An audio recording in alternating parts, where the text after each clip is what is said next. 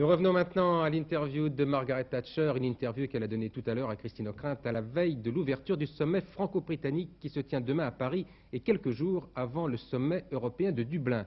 Madame Thatcher qui a donc abordé tour à tour les relations franco-britanniques, nous l'avons entendu, les échéances européennes, mais aussi les foyers de tensions internationaux et la situation sociale en Grande-Bretagne. Vous avez lutté contre les syndicats de mineurs au nom de la modernisation, pendant une grève qui dure depuis plus de 9 mois. Est-ce que la modernisation vaut les sacrifices?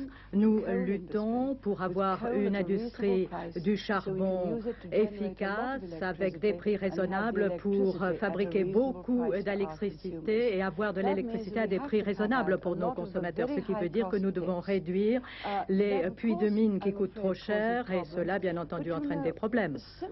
Mais des problèmes analogues existent dans d'autres industries. Si vous ne pouvez pas vendre le produit au prix auquel vous le produisez, évidemment, vous devez réduire votre production. Et je dois dire que le président Mitterrand coupe presque de moitié les mines en France. Donc nous avons des objectifs très analogues dans ce domaine. Et pourtant, l'Église d'Angleterre a dénoncé le désespoir d'une société où les choses matérielles semblent acquérir une importance plus grande que les êtres humains. Pour quelle raison êtes-vous si ferme sur vos principes? La raison est très simple. Nous tous devons gagner notre vie en vendant soit des biens et des services à un prix que les autres sont disposés à payer. Or, si chaque industrie dit « je veux une subvention », qui est-ce qui va payer, financer la subvention? La plupart des industries et des services devraient être en mesure de se financer elles-mêmes et d'avoir un excédent. Cet excédent va à l'État pour payer les services sociaux, la défense, mais vous ne pouvez pas gérer un État avec des gens qui souhaitent avoir plus de services qu'il n'y a de possibilité de fournir ces services. C'est le devoir, oui, je dis bien le devoir de chaque industrie d'être gérée avec profit. Et si cela n'est pas le cas, eh bien parfois, il appartient au gouvernement de dire est-ce que vous avez un avenir? Si vous avez un avenir, nous vous aiderons pendant la période difficile. Autrement, il faut peu à peu fermer ces industries. En Europe, il est inutile de verser de l'argent dans les industries d'hier et cela aux dépens des industries de demain. Le colonel Kadhafi a, dit-on, appuyé très activement les syndicats miniers dans ce pays. Est-ce que vous iriez voir Kadhafi pour lui dire arrêtez de vous ingérer dans nos affaires intérieures?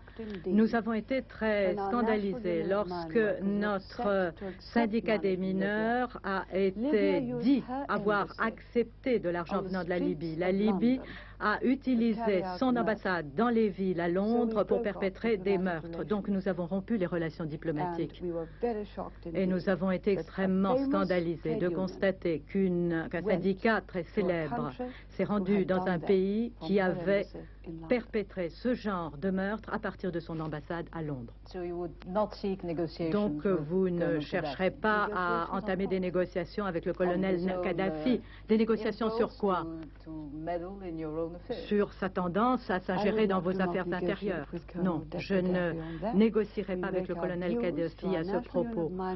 Nous avons fait connaître notre opinion au syndicat des mineurs. Un grand nombre de mineurs ont été extrêmement choqués.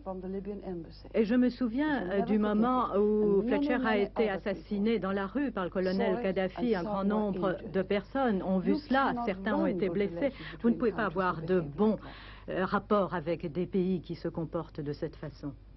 Il y a un sommet européen qui aura lieu à Dublin la semaine prochaine. Maintenant que vous avez gagné votre combat en matière de budget de la communauté, que vous avez récupéré vos fonds, est-ce que vous avez l'intention de continuer à lutter, notamment dans le domaine de la politique agricole?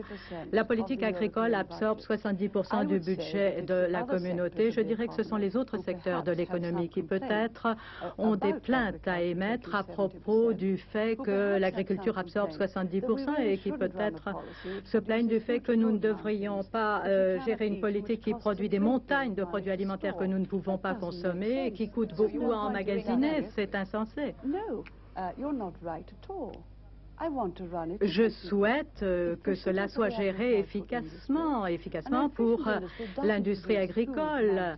Une industrie efficace ne produit pas des montagnes de beurre, de bœuf, de poudre de lait. C'est absolument insensé et ce n'est pas juste pour ceux qui doivent fournir les fonds.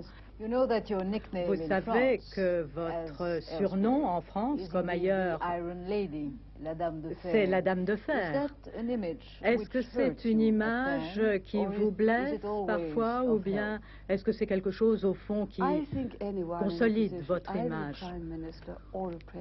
Tout président, tout Premier ministre doit être très ferme.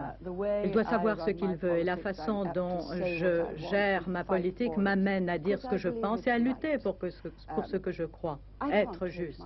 Je ne peux pas changer ma façon d'être. Je ne souhaite pas la changer.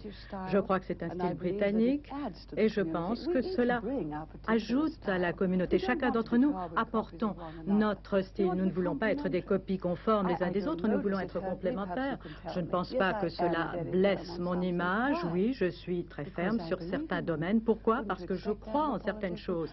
Est-ce que ce n'est pas normal de la part d'un politicien? Et un grand nombre de ces politiciens se sont avérés avoir raison, finalement.